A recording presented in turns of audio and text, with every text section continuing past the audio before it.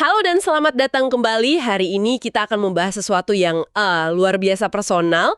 Kita punya serangkaian tulisan dari para peneliti studi disabilitas. Dan kalau Anda bayangin laporan penelitian yang kaku dan penuh jargon, ini sama sekali bukan seperti itu. Bukan banget.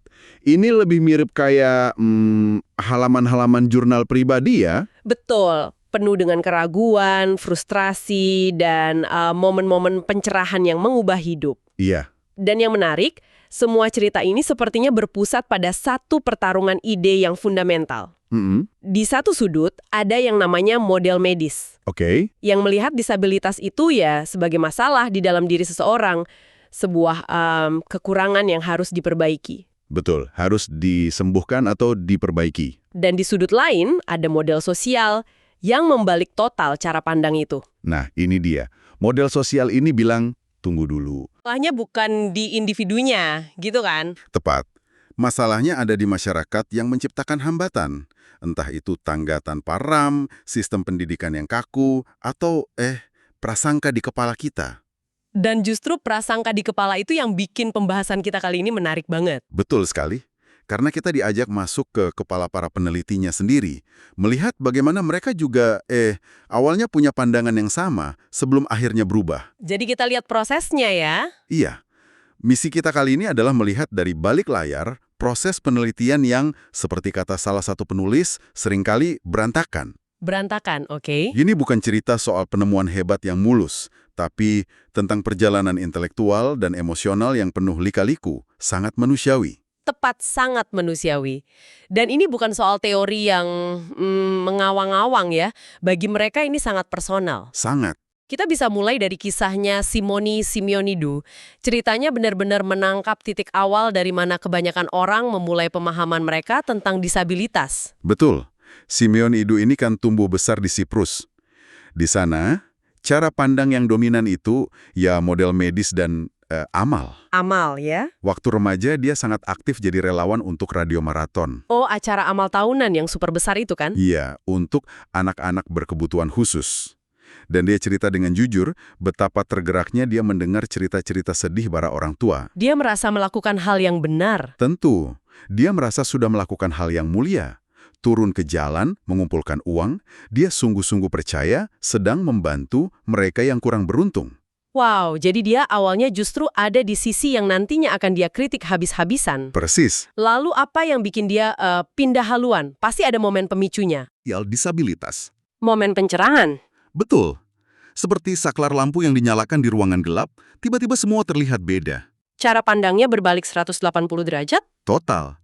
Acara amal yang dulu dia banggakan, sekarang dia lihat sebagai sesuatu yang problematis. Kenapa problematis?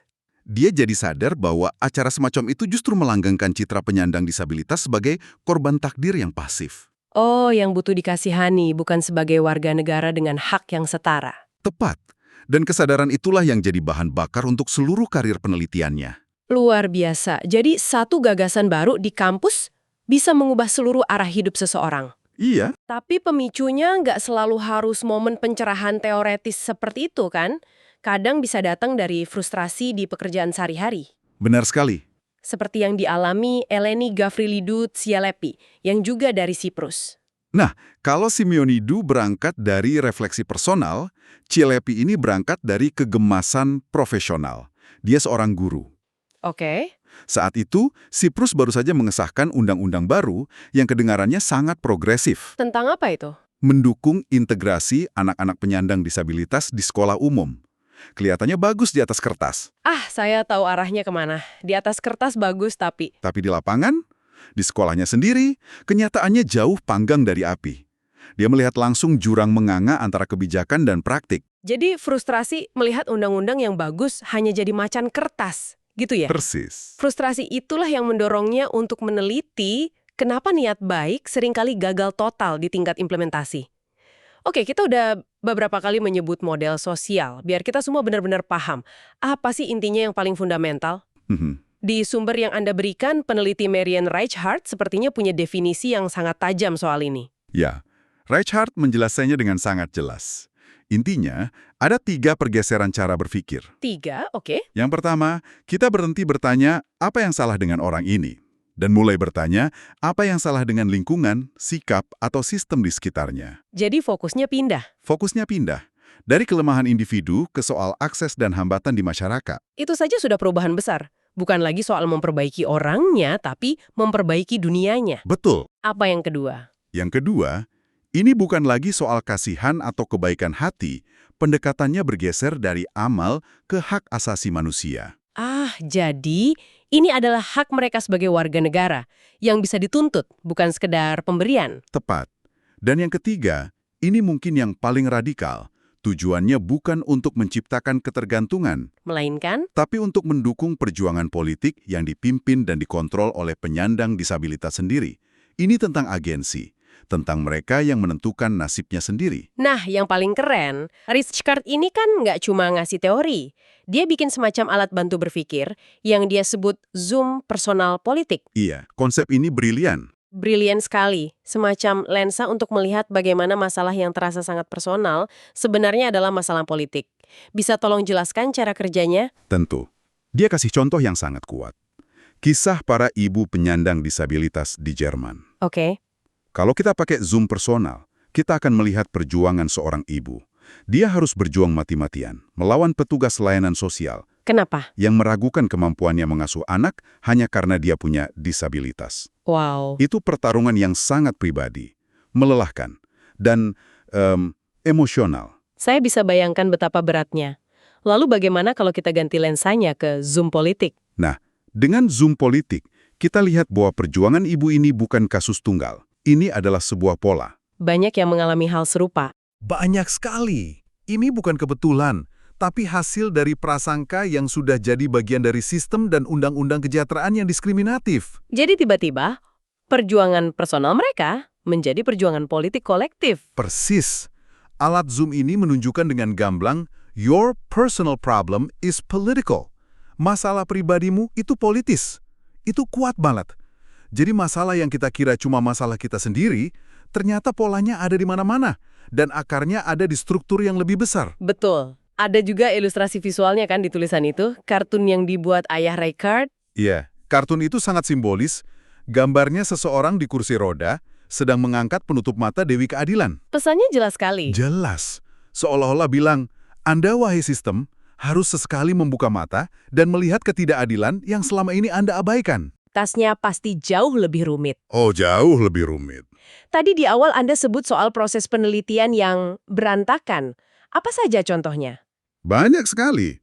Ambil saja pengalaman Electra Spandago. Dia berencana melakukan studi banding yang rapi. Tentang pendidikan inklusif di Yunani dan Inggris ya? Betul. Tapi dari awal saja sudah ada masalah mendasar. Istilah inklusi itu sendiri yang jadi inti penelitiannya ternyata belum punya padanan kata yang diterima luas dalam bahasa Yunani saat itu. Wah, gimana mau meneliti konsep yang bahkan belum punya nama di sana? Itu dia. Bayangkan kesulitannya. Itu saja sudah jadi rintangan besar. Tapi sepertinya masalahnya nggak berhenti di situ. Sama sekali tidak. Rencana penelitian lapangannya di Yunani hancur total. Hancur. Kenapa? Tepat saat dia harusnya mengumpulkan data, pecah demonstrasi mahasiswa besar-besaran di seluruh negeri. Akibatnya, sekolah-sekolah ditutup berbulan-bulan. Ya ampun. Jadi semua rencananya untuk observasi kelas, wawancara. Jadi mustahil. Dia harus berimprovisasi, mengubah total pendekatannya, dan menerima kenyataan pahit bahwa studinya nggak akan jadi studi banding yang bersih dan seimbang seperti di proposalnya. Inilah realitas penelitian ya. Seringkali kita harus menari di tengah kekacauan. Benar. Wah, itu rencana yang berantakan karena faktor eksternal. Tapi kadang kekacauan itu datangnya dari dalam diri peneliti sendiri kan? Soal dilema etis. Betul sekali. Saya jadi teringat kasus Carmel Kelly. Itu rumit sekali. Sangat rumit. Kelly meneliti sebuah tim manajemen perawatan sosial di Inggris. Tujuannya untuk melihat apakah prinsip-prinsip model sosial Ya, yang katanya mereka anut, itu benar-benar diterapkan dalam praktek. ini menempatkannya di posisi yang sulit ya. Sangat. Dilema utamanya soal transparansi. Maksudnya, dia nggak jujur soal tujuan penelitiannya. Bukan tidak jujur, tapi dia melakukan apa yang disebut pengungkapan parsial. Pengungkapan parsial. Artinya, dia tidak blak-blakan bilang ke para manajer yang dia teliti, "Hei, saya ini penganut model sosial garis keras, dan saya di sini untuk menguji kalian." Oh, oke. Dia khawatir kalau dia terlalu terbuka? Mereka akan defensif. Mereka mungkin akan memberikan jawaban yang benar secara politis, bukan kenyataan yang sebenarnya. Jadi, demi mendapatkan data yang otentik, dia merasa perlu untuk tidak sepenuhnya mengungkapkan keyakinannya. Betul. Itu pilihan yang sulit sekali antara etika keterbukaan penuh, tapi risiko datanya bias, atau sedikit menyembunyikan posisi demi data yang valid. Dan dia memilih yang kedua. Ini menyoroti betapa kompleksnya posisi seorang peneliti di lapangan. Tapi ada temuan lain yang juga menarik dari pengalamannya. Kita sering berpikir peneliti itu pihak yang berkuasa, kan? Iya, yang batang, mengamati, dan pergi. Tapi Kelly menemukan bahwa subjek penelitiannya, para manajer itu, juga punya kuasa. Oh ya, Mereka bisa mengontrol akses, bisa menolak diobservasi di waktu-waktu tertentu, dan pada dasarnya ikut membentuk arah penelitiannya. jadi ini membalikkan anggapan umum.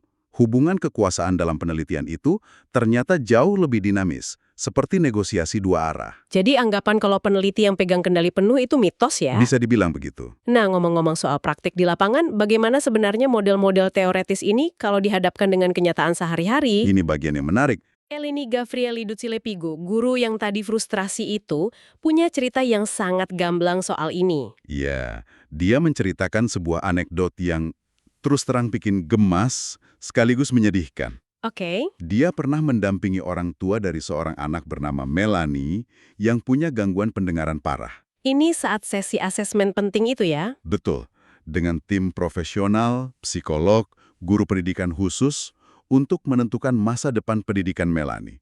Ini momen krusial bagi keluarga itu. Sangat. Tapi apa yang terjadi di ruangan itu? Cilepi mendeskripsikan bagaimana para profesional ini terus-menerus menggunakan jargon teknis yang tidak mungkin dimengerti orang tua Melanie. Oh tidak. Mereka bicara satu sama lain, bukan kepada orang tuanya. Mereka seolah-olah sedang membahas sebuah objek, bukan seorang anak yang orang tuanya duduk di situ. Jadi orang tuanya dikecualikan dari proses, secara efektif dikecualikan. Dan akhirnya mereka memaksakan solusi berdasarkan model medis. Pindahkan Melanie ke unit pendidikan khusus yang terpisah. Ini contoh sempurna bagaimana kekuasaan profesional dan bahasa teknis menjadi alat untuk mempertahankan status quo. Tepat. Itu cerita yang bikin frustrasi sekali. Orang tuanya ada di sana, tapi seolah-olah tidak terlihat dan tidak terdengar. Ya, Dan ini kan kontras sekali dengan temuan Carmel Kelly, di mana masalahnya jauh lebih halus dan tersembunyi. persis. Di tempat yang Kelly teliti, sistemnya secara resmi sudah mengadopsi model sosial. Kebijakannya di atas kertas sangat progresif. Penuh dengan istilah seperti pemberdayaan dan berpusat pada pengguna. Betul, tapi apa yang Kelly temukan? Di balik semua itu, sikap lama masih bercokol kuat.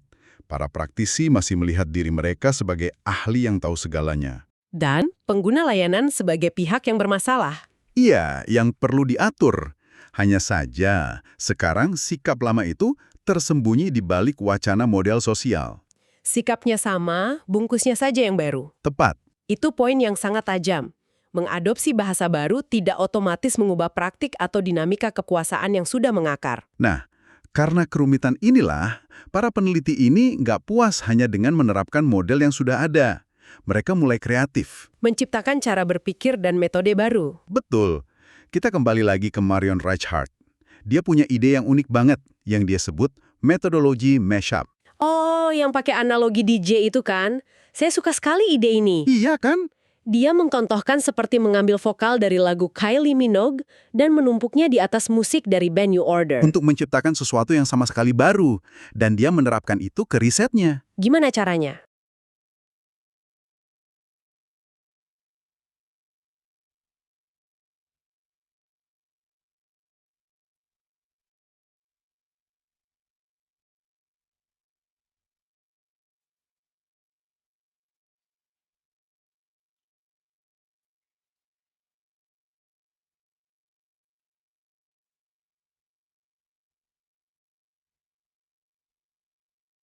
Dia melakukan persis seperti itu, tapi dengan teks.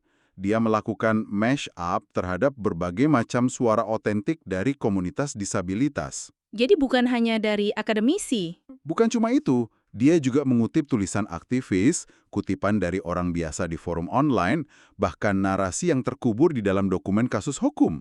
Tujuannya apa? Tujuannya adalah menyatukan perspektif yang sangat beragam ini, bahkan yang kadang saling bertentangan, untuk menciptakan sebuah lagu baru, sebuah pemahaman baru yang lebih kaya dan polifonik tentang apa itu kesetaraan disabilitas. Jadi ini bukan tentang mencari satu kebenaran tunggal, tapi merayakan keragaman suara untuk mendapatkan gambaran yang lebih utuh. Tepat sekali. Dan Simone Simeonidou juga kan dia merasa model sosial saja tidak cukup untuk memahami konteks unik di Siprus. Iya, dia mencampurkannya dengan gagasan dari teori feminis dan pasca modern. Ini menunjukkan bahwa penelitian yang baik itu bukan soal mengikuti satu dogma secara kaku ya.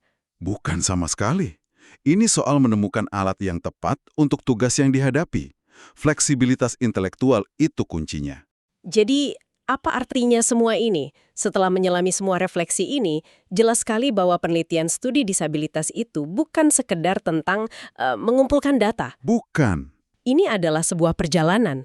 Perjalanan yang sangat manusiawi, penuh dilema, frustrasi, dan pada akhirnya bisa sangat transformatif. Benar.